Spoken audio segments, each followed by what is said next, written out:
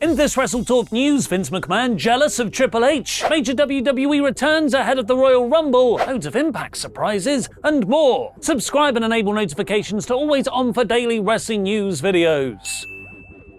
Support WrestleTalk!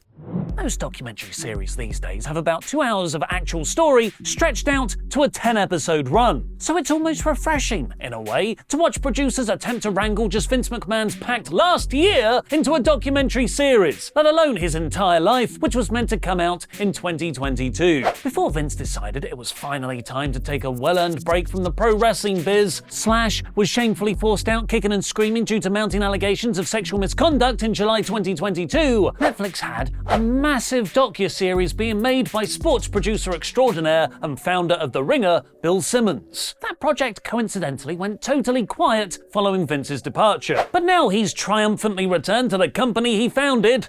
Slash ruthlessly forced his way back in via shady corporate dealings, the docu-series is being talked about again. Speaking on his podcast, Simmons revealed he's still working on the Vince documentary series, which he tactfully describes as evolving. Oh, evolution is a mystery. The series is actually a co-production between Simmons and WWE, so it'll be very interesting to see how they present the Succession-level drama of Vince's January boardroom massacre. It was first announced in October 2020, and Khan noted in 2021 it was already shaping up to be one of the most expensive in Netflix history. But Netflix might as well buy WWE too then. 2 years into the project, Simmons is acutely aware of the psychology motivating Vince McMahon, and he explained why he thinks Vince came back. I think it really probably did bother him though that things were going so well without him. This guy has been doing this since 1976. This is his. This was a local promotion that he blew up into a whole thing. I think he honestly kind of lost it, that it was doing well without him. You have something for 5 decades and then, oh, it's gonna fall apart now. No, actually, it's not gonna fall apart.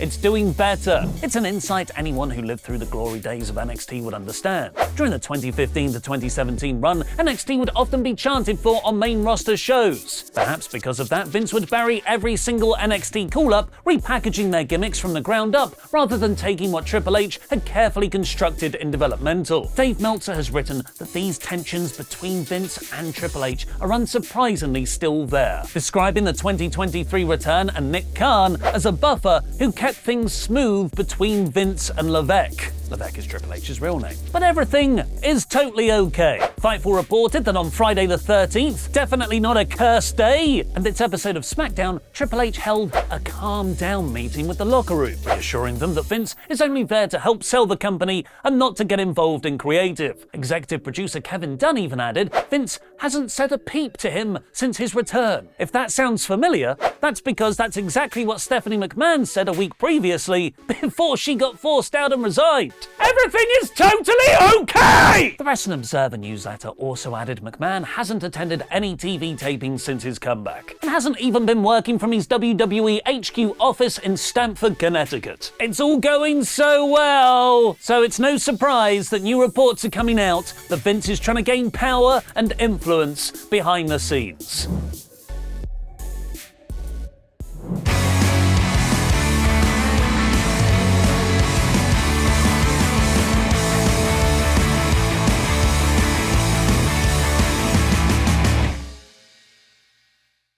Fightful had already noted a rumour that Vince had been sending word to some departments that they're doing things wrong, which is a bit beyond just trying to sell the company. Even us here at WrestleTalk, we've been sent a note by Vince. Now, what's it say here again?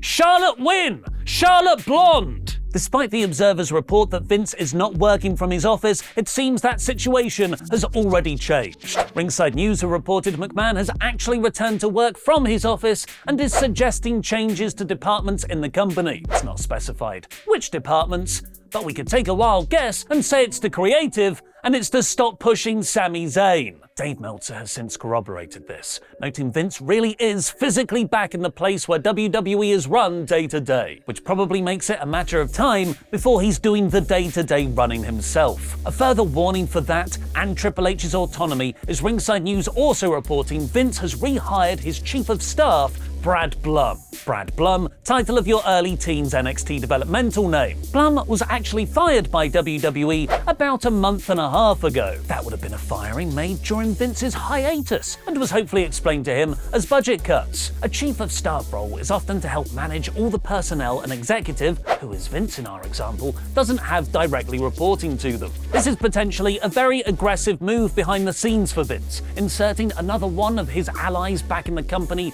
building his faction, and crucially, one that the regime that tried to force Vince out of Triple H, Nick Khan and Stephanie, who literally unanimously voted against him returning in December, had purposefully gotten rid of. It's probably worth keeping track of the two opposing factions wrestling for control in WWE right now. In the Vince side, we have his former cronies brought back in as directors Michelle Barrios and George Wilson, along with his returning chief of staff Brad Blum. Seemingly, on the other side are just Triple H and Nick Khan, with Vince managing to get rid of 6 of the 11 directors who had previously voted against him, including his own daughter. Interestingly, a previous report from Axios claims Stephanie and Triple H had opposed the sale of WWE. Dave Meltzer now denies this is the case, reporting that they were open to all possibilities and are in fact possibly even in favor of a sale. They see Vince's 81% control of voting stock in the company as an albatross. If Stephanie and Triple H ever realistically wanted Vince out, it would involve someone buying all his shares and thus the company. But Vince isn't the only major WWE return in January. It's Royal Rumble season, the most returniest time of the year. And there's actually some wrestling to cover. Cody Rhodes is the current favourite to win the men's Royal Rumble match, returning from a bad case of purple nurple he suffered back in June. Fightful is reporting Rhodes was spotted in the Performance Center in late December with his family and team, where he handpicked NXT stars Carmelo Hayes and Joe Gacy to train in the ring with him. Cody is apparently factored into the WrestleMania 39 plans, but the exact nature seems to depend on what The Rock is doing. Thanks for your support on Patreon, where there's a Will Campbell, and WrestleTalk's personal ring announcer, Rodrigo Benitez. You too can get your own shout out by going to patreon.com/WrestleTalk. Sanity is another rumoured return, given how Triple H has brought back every other NXT act Vince released. Eric Young seemingly finished up with Impact by being written out via stabbed to death in December, and his stablemates Alexander Wolf and Killian Dane remain free agents. Nikki Cross, of course, has remained in the company ever since and has recently reverted back to her Sanity gimmick. Wolf, wrestling under Axel Tischer, has told the 10 Count podcast he's aware of the rumours and has given the template reply of never say never, presumably while doing this face. Sanity Royal Rumble entrant number 14 confirmed. Matt Riddle may also be nearing his WWE return. He was written off TV with an injury, which was reportedly a kayfabe cover for him going to rehab after failing a drugs test. The 6-week time frame he was written off for has now expired, and he's posted that he's happy to be back with his family. WWE have also wished him a happy birthday on their official Twitter account. It's unknown whether he'll return on an episode of Raw or it'll be saved for the Rumble. The biggest return, though, is reports of John Cena's road to WrestleMania 39. And according to Fightful, it's already happened. Cena made a one-off cameo return to WWE for the last SmackDown of 2022 on December 30th, where he tagged with Kevin Owens against Roman Reigns and Sami Zayn in the main event, popping one of the biggest TV ratings of the year, despite doing hardly anything. That show took place in Tampa, Florida. On the exact same day, the Raw brand was scheduled to have a non-televised live event in Toronto, Canada, with Seth Rollins taking on United States champion Austin Theory. But Theory was suddenly pulled from the house show without explanation. This was apparently because Theory was taken to Tampa to record a segment with Cena. This supports long-standing reports that Theory will wrestle Cena at WrestleMania 39, with whatever segment they shot being a way to build that match, hopefully around either an egg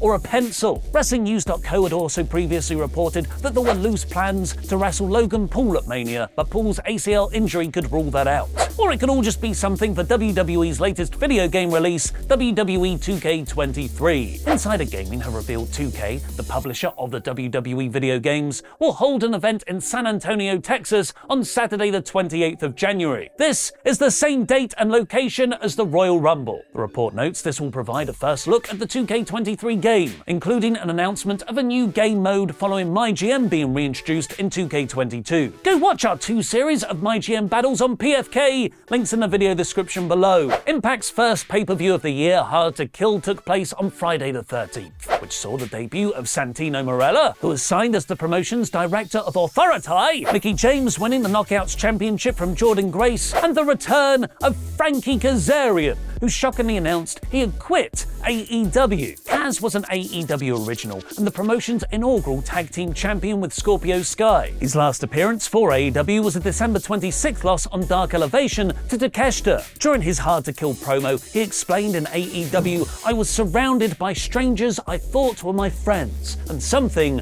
just didn't seem right." Either a kayfabe jab at his former on-screen allies, or a more shoot comment on AEW's locker room problems. Vince is back! But what could that mean for WWE? Watch on now for Adam Blompier counting down all the things Vince McMahon could change.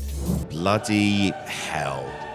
Look, who knows what's going on, right, at this point, and what the state of WWE will even be in a few days. What we know is that Vince is back at the top of WWE, Stephanie is out. It is a constantly mutating situation, and trying to make any sense of it or release a video that won't immediately become out of date seems like a fool's game.